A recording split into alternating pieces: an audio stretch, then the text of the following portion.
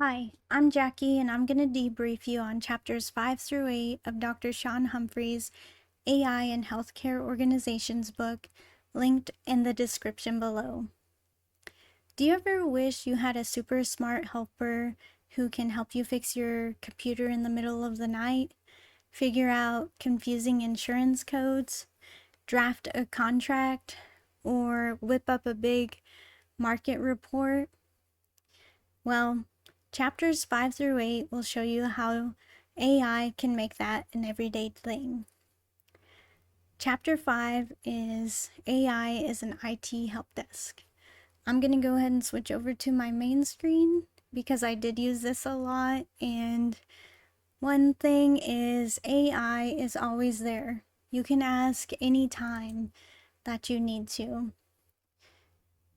And so one of the things that I used it for was changing the folder access because I kept getting all of these notifications down in my notifications, and they were just coming up constantly. So I took a picture, sent it in, and said, I'm getting these. I didn't initially say that I was on Windows 11, but AI or ChatGPT showed me how to fix those, and it didn't take that long. It was quick and it got done. Another thing that I did was I have 4 monitors, and I wanted the colors to be the same across all the monitors because it was bothering me that 2 of them were different. This time I did say, I'm on Windows 11. What can I do? It gave me some ideas. The number 3 worked a lot or helped a lot. I used the NVIDIA control panel, and I did do some of these other things. But this was really helpful, and it didn't take that long, and I was able to follow up on more questions, so I didn't have to ask anybody. It was here for me whenever. And I, I wanted to know other questions, or I had other questions, so ChatGPT is, or AI is really good about that. So AI can walk you through a lot of things when it comes to help desk. You can just keep asking and on things you don't understand. I did have a really big problem with security policies because I wanted my website to show that I had a secure connection. I was using Nessus Essentials, and this is not pulling up.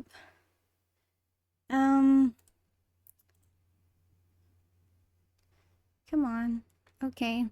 So, this is the end of my conversation, but it did take a long time, and I asked many follow up questions, even some of the same things, because it was just so many steps. But I did take pictures along the way.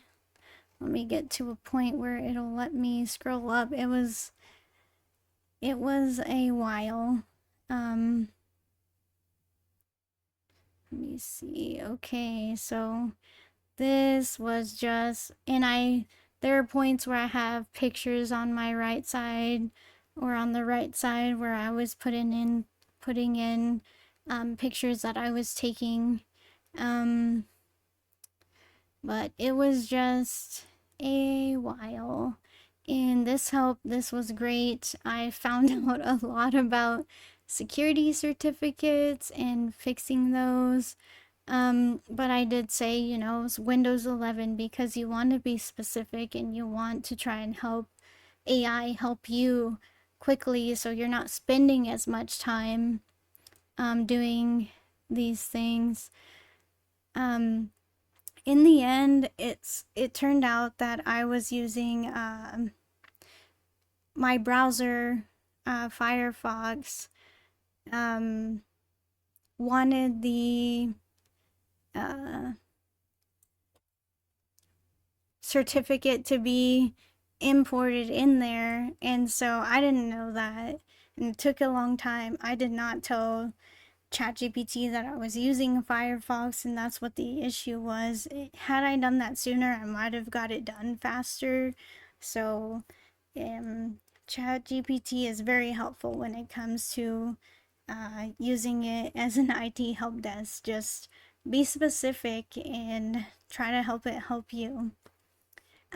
Chapter 6 is over AI being a medical coder, and we want to have like the right codes so that there are less denials and we get the patients their things quickly.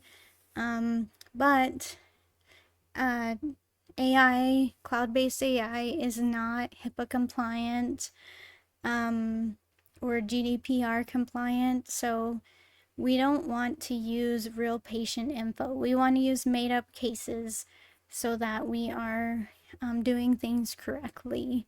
So, AI can help us a lot when it comes to medical coding and knowledge and asking made up cases or other things when it comes to medical coding knowledge. We did play with this medical coder GPT, which was really cool. And I like that it has those cases. Oops. But that was the gist of chapter 5. Chapter 7 was over AI being a legal assistant. So if you want to come up with a contract or a consent form or anything, so let's ask, let's do a live example, like make a consent form for a client entering a tattoo shop called Dermalink. I don't know. Let's see what comes up. Yeah. So, we can ask AI for help on those things. We can ask it legal questions and try to get some feedback on that. But, here's a consent and release form that a client can fill out if they're going to get a tattoo. And I've gotten tattoos and they were not this detailed on some of the forms. So I feel like this is really good in the acknowledgement of risks, liabilities. This is pretty cool. It would be great to double check, always double check, because ChatGPT can make mistakes, AI can make mistakes. And so you want to have the right products for people. You want to have the right forms. You want to have the things that are legal, and it can even help you like understand any kind of confusing documents. Like somebody gives you this whole law form and you're like, I don't know what this means or what this means. Just ask. So ChatGPT is great as a legal assistant, and it's always there. AI is always there. The last thing that we went over was chapter 8, AI as a research assistant. And we talked about deep research a lot. So it can give us really great summaries, transcript summaries. You can transcribe this YouTube video and have it summarize the main points. Deep research is pretty great because it'll give you all of the sources and things that you're looking for. There are new limits on the queries that we can ask now. A number, I've gotten notifications like you have this many left for the month before it restarts, and then you get the fresh count. But it's The research is really good with all of the citations, and you can always double check those, click on them, and see where it leads you. Um, and then it can happen quickly. Like, I think at the top of this one it said thought for 5 seconds. I don't know how long that took. But I know in this one that we did for class, I believe. Oh, I guess I didn't use the deep research on that one. That was just the transcript one. Um,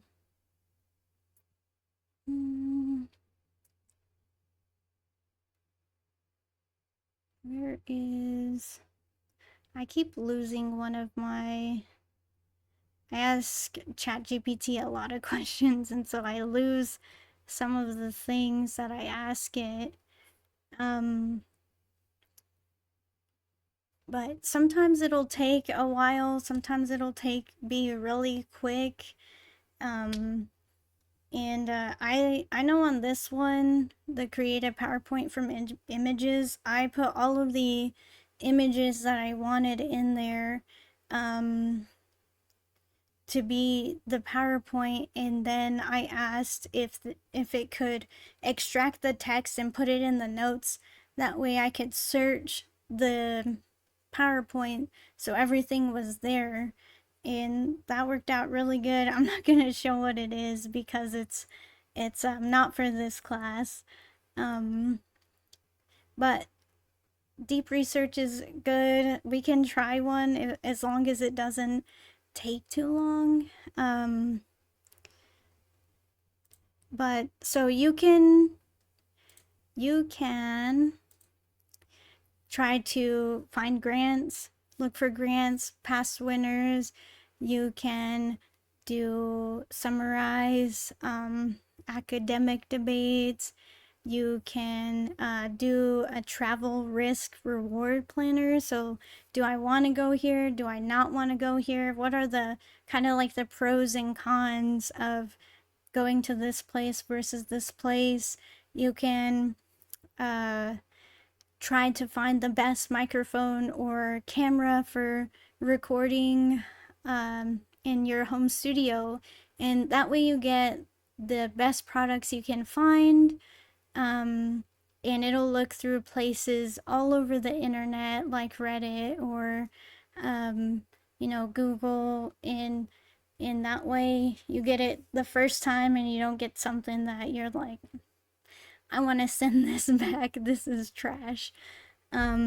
So we can do that. I'm actually not gonna show you because it'll take a lot longer, but try it out if you're looking for something, and just put in the research, deep research, and get those links, and you can just double check it. So all in all, definitely think of AI or ChatGPT as a control F for the universe. I control F a lot and look through everything, and ChatGPT AI does that everywhere, and it looks at places that not everybody looks at because it's AI and we can't do that as quickly. So AI is pretty cool, but that's my debrief over chapters 5 through 8. If you have any questions or comments, just let me know. All right, thank you guys. Bye.